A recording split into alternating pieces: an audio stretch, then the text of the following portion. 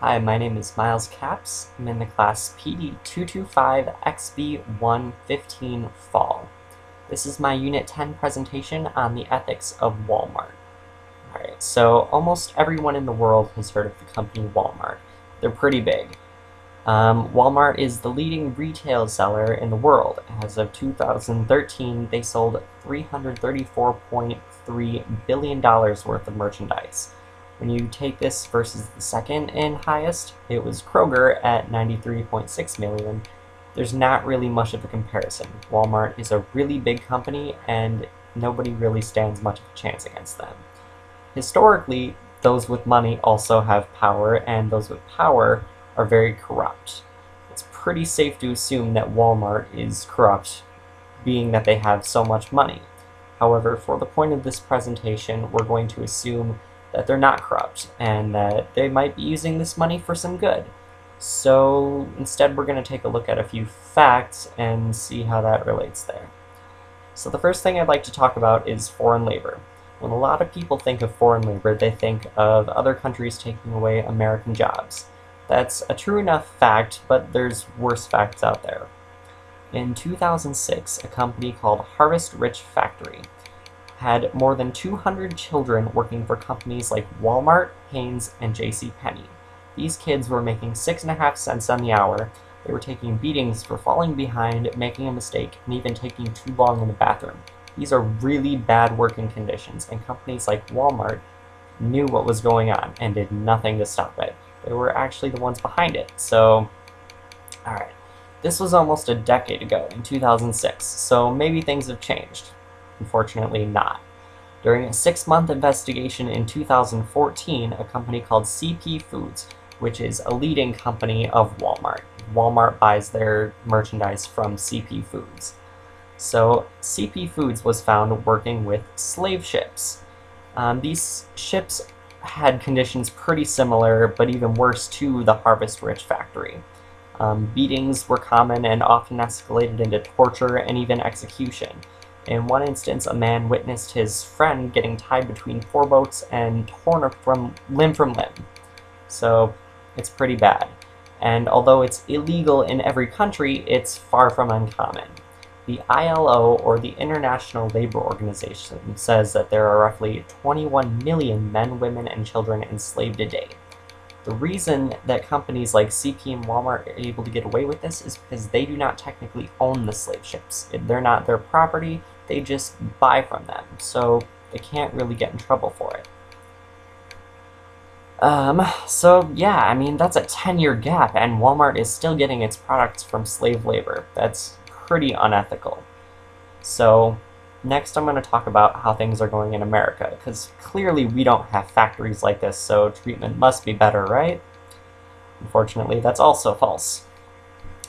So as we discussed earlier, less bad is not the same as good. So the first thing I'd like to bring up is Walmart is against unions. Unions are here to protect us from large corporations taking advantage of us.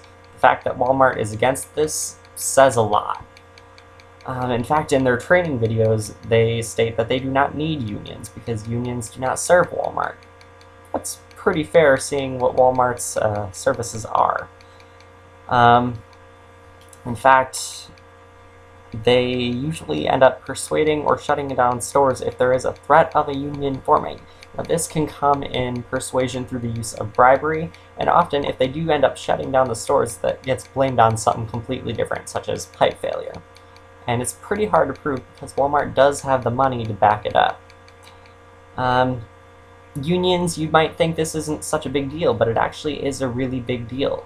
When it comes to Walmart, the employees there make an average of $8.81 an hour. And for a full-time employee working 34 hours a week, that's roughly $15,576 a year. Much more than the people overseas are making, so it seems pretty good.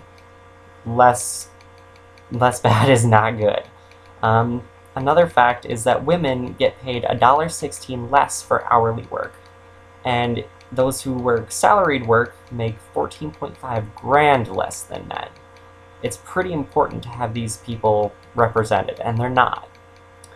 Now, Walmart has gone to court over these cases. The problem that the Supreme Court has pointed out is that even if every single one of these accounts is true, it does not demonstrate the entire company works under these protocols. And that's a fair point. Walmart does say in their protocol that they are against this. However, they also don't enforce it, which is a huge problem because then the individual companies are able to take advantage of these people.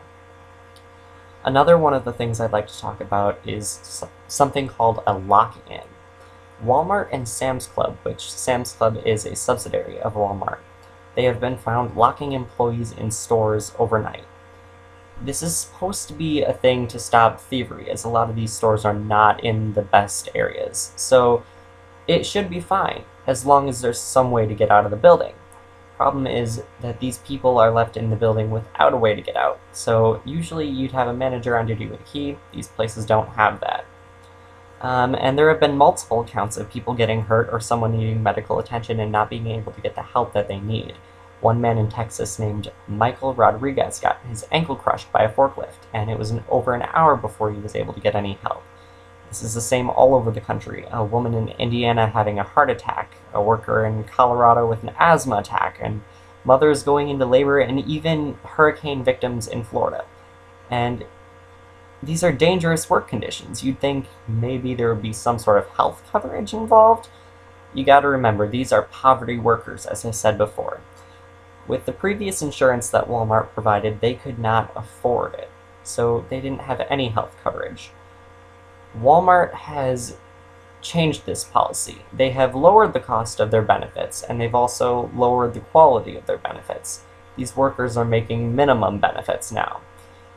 It's a little bit sick, but there's a little bit of humor when you think about the foreign labor relation here, that Walmart has a habit of lowering company costs by lowering the quality of the work standard. The last thing I'd like to talk about is Walmart's philosophy on how they fix things. And actually, in my opinion, it's what makes them so unethical. Every time information gets leaked about a poor working condition, their first resort is to use bribery. This is extremely unethical because it doesn't actually fix anything.